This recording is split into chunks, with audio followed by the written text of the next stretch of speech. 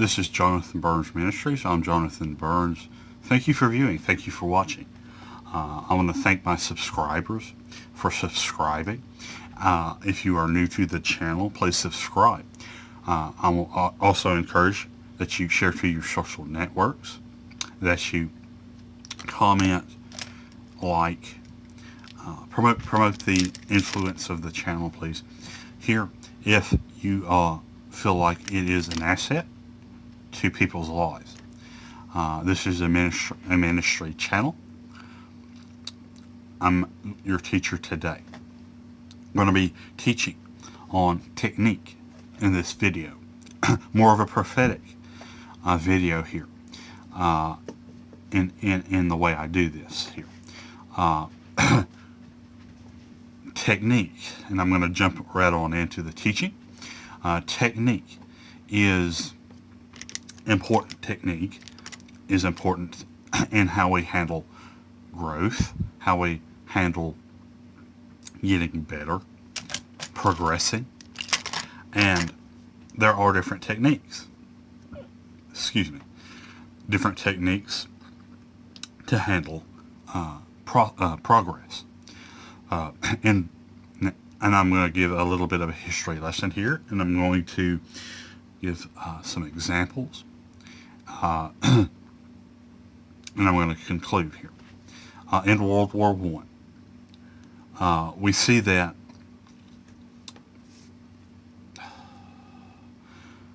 the generals that fought in World War I, the decision makers, when it comes to technique, they were not evaluating and adjusting to the changes of battle, the changes of their time in their time. The induction of the machine gun, the failings of their obsolete tactics, and new technological changes. They were adhering to obsolete tactics and was obviously not working. War of attrition, trench warfare.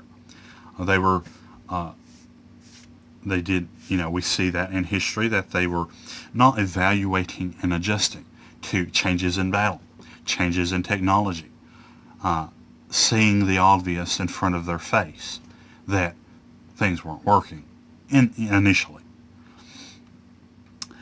We see that, and this quality that is in technique that we need to be evaluating and adjusting in our growth, in our life, and in progress, making progress. Evaluation and adjustment is essential when we are faced with going forward into the unknown. In World War II, I'm going to cite here that the U.S. had implemented the process of mass production. They were, albeit their emphasis was quantity and not quality. However, this technique was implemented by means of mass production. As a prophet here, I want to also talk to you about this, that in history, that the U.S. is, and in the Bible, the U.S. is Babylon, but not in the same way that you would see most tout Babylon as the U.S. Babylon, in my opinion, the U.S. is the right side up Babylon. Understand, after the cross, Jesus is the God of this world now. He took that from Satan, and that the U.S.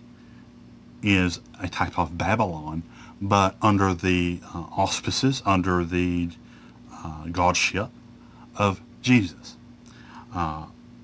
In Revelations, we know that we're the eagle, and that we understand that nations are symbolized as animals, and that even in our own seal, even in our own image that we have, we're the eagle. And this is representative in Revelations as well. Here, and my point being here in saying this is, history is a lesson, and that after the cross, Jesus has taken the godship of this world, dominion of this world, the godship, from Satan. And Jesus is the God of this world. And there is lessons to be learned out of how nations function. And that is a lesson for us. These conflicts between nations are a lesson to be learned. Understand the human heart, and that we do in history. Understand that history repeats itself because of the human heart and the human condition. There are lessons to be learned, and we need to learn those lessons. Like I brought out before, World War I is a lesson for us, and that they had, in the initial stages of that conflict, was a failure to evaluate and a failure to adjust initially to the war of attrition, the failings of obsolete tactics and strategies, and the advent of new technologies, the machine gun, the tank, and others. We need to evaluate and adjust in our own personal lives. It is a hard lesson learned when you grope to fall obsolete or failed tactics.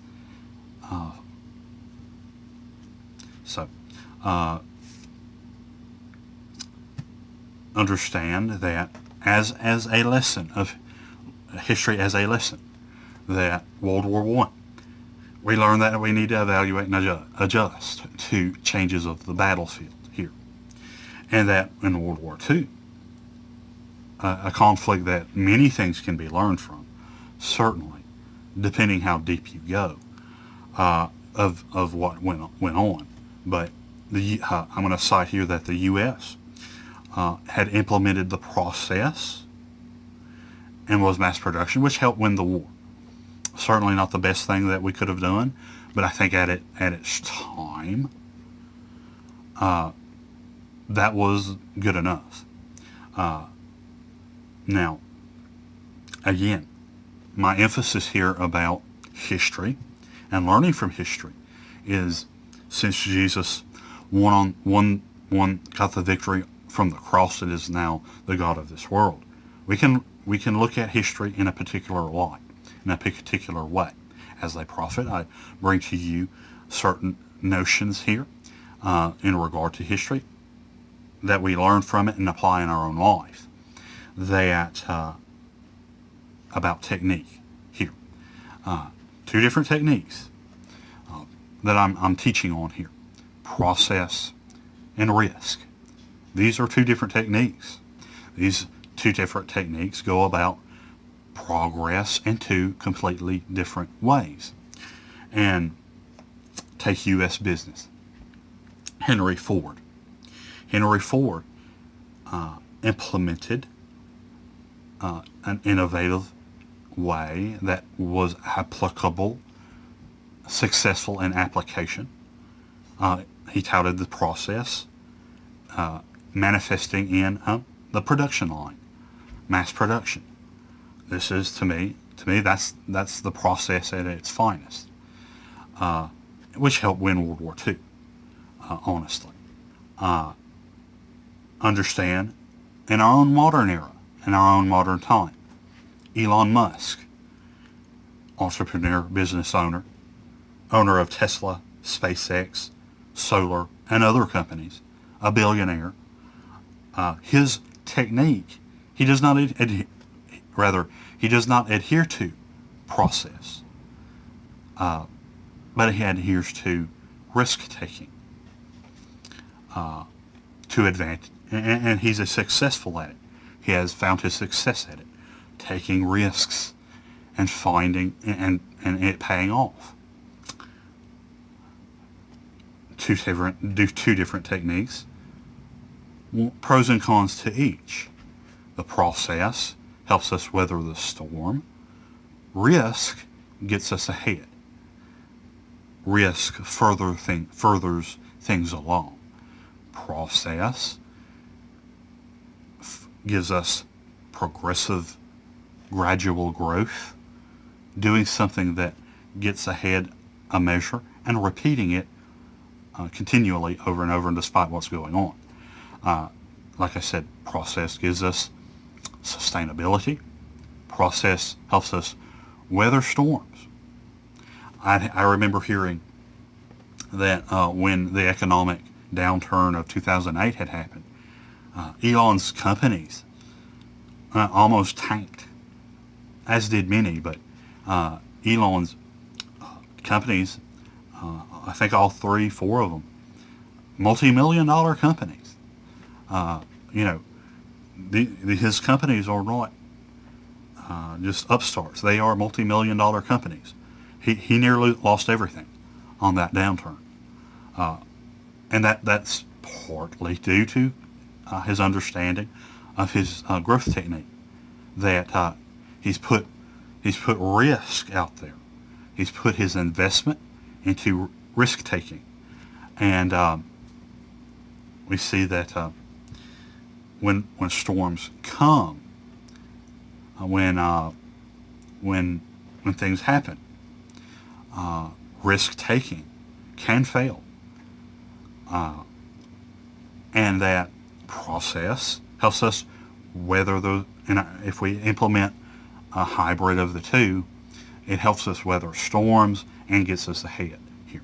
So is what I'm trying to get at here. I do apologize that my little bit of rambling here on the teaching here, but my main focus here is giving to you kind of a history lesson about technique to implement into your own personal life, to implement into your business or otherwise.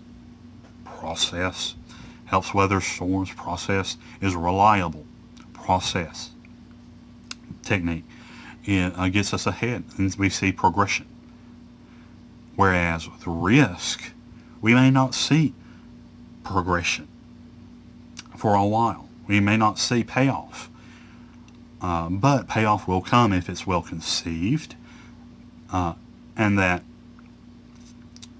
if it's well conceived, it'll pay off. That's my teaching for today. Two different techniques. One risk, one process. Both give us advantages over the other, or in progression. Others, and the other gives us a different advantage. Thank you for viewing. Thank you for watching. This is Jonathan Burns Ministry channel. Leave comments. I thank you for your support. Thank you for your encouragement. God bless.